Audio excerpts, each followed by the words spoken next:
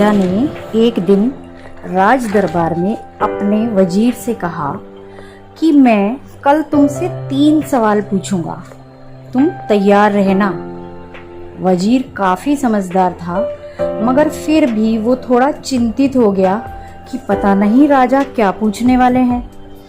वह घर पहुंचा तो उसे चिंता में देखकर उसके बेटे ने पूछा, पिताजी आप इतने चिंता में क्यों दिख रहे हो?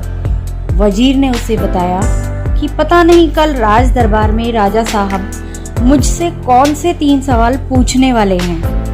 तब वजीर के बेटे ने कहा, पिताजी अगर आप अनुमति दें तो क्या मैं कल आपके साथ राज दरबार चलूं और आपकी जगह राजा साहब के सवालों के उत्तर मैं दे दूं? वजीर का बेटा भी काफी समझदार था। वजीर ने तुरंत उसे अनुमति दे दी। अगले दिन दोनों बाप बेटे तैयार होकर राज दरबार पहुंचे और वजीर ने राजा साहब से कहा, अगर आपकी अनुमति हो तो मेरी जगह आपके प्रश्नों के उत्तर मेरा बेटा आपको देगा। राजा साहब ने मुस्कुराते हुए अनुमति दे दी। राजा ने वजीर के बेटे से पहला प्रश्न पूछा, ये बताओ कि लोग जिसे भगवान या ईश्वर कहते हैं वो कहाँ पर है? वजीर के बेटे ने कहा, इसका उत्तर मैं आपको दूंगा, मगर पहले 1 गिलास मीठा दूध मंगा दीजिए। राजा ने 1 गिलास मीठा दूध मंगा दिया। तब वजीर के बेटे ने कहा, महाराज क्या आप बता सकते हो कि इस मीठे दूध में चीनी कहाँ पर है? तब राजा ने कहा, चीनी तो इस दूध में घुल चुकी है, वो कैसे दिखेगी?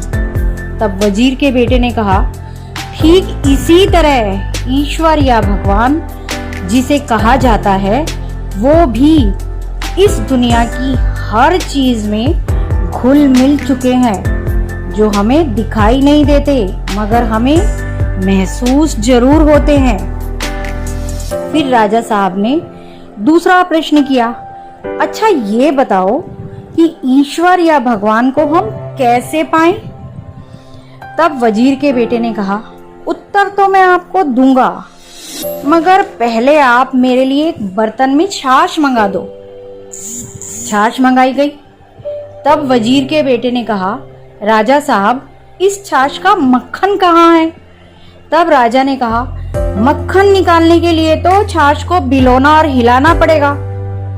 तब वजीर के बेटे ने कहा, राजा साहब वही तो मैं भी कह रहा हूँ कि भगवान को पाने के लिए तो अपने अंतर मन का मंथन करना पड़ेगा, उसे हिलाना और खोजना पड़ेगा। उसके बाद राजा ने उससे आखिरी सवाल पूछा, अच्छा ये बताओ ये जो ईश्वर या भगवान है वो कर क्या सकता है? क्या कर सकता है वो हमारे लिए? क्या वो कुछ कर पाएगा जो हम उसे मानते रहें?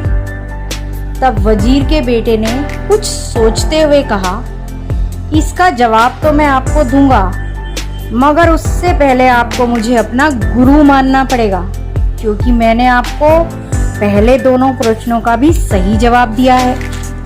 राजा ने कहा, ठीक है, अपने तीसरे प्रश्न का उत्तर पाने के लिए मैं तुम्हें अपना गुरु मानता हूँ।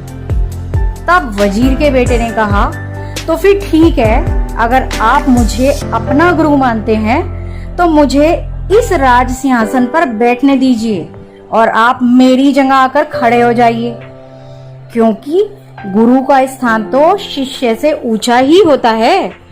राजा साहब सब समझ गए और वो सिंहासन से उतरकर वजीर के पास जाकर खड़े हो गए और वजीर का बेटा जाकर सिंहासन पर बैठ गया और उसने कहा, तो देखा आपने राजा साहब, ईश्वर क्या क्या कर सकता है।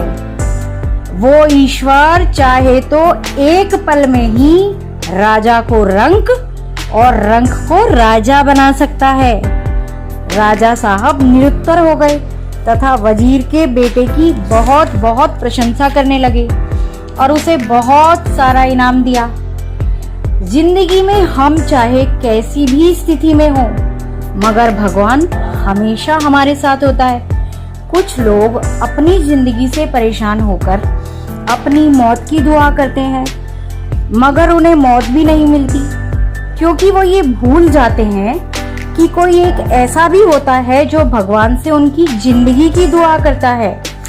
जिंदगी में हमेशा सकारात्मक रहिए, क्योंकि सकारात्मक रहने से शायद आपके काम हो जाएंगे, मगर नकारात्मक रहने से तो आपको कुछ भी नहीं मिलेगा।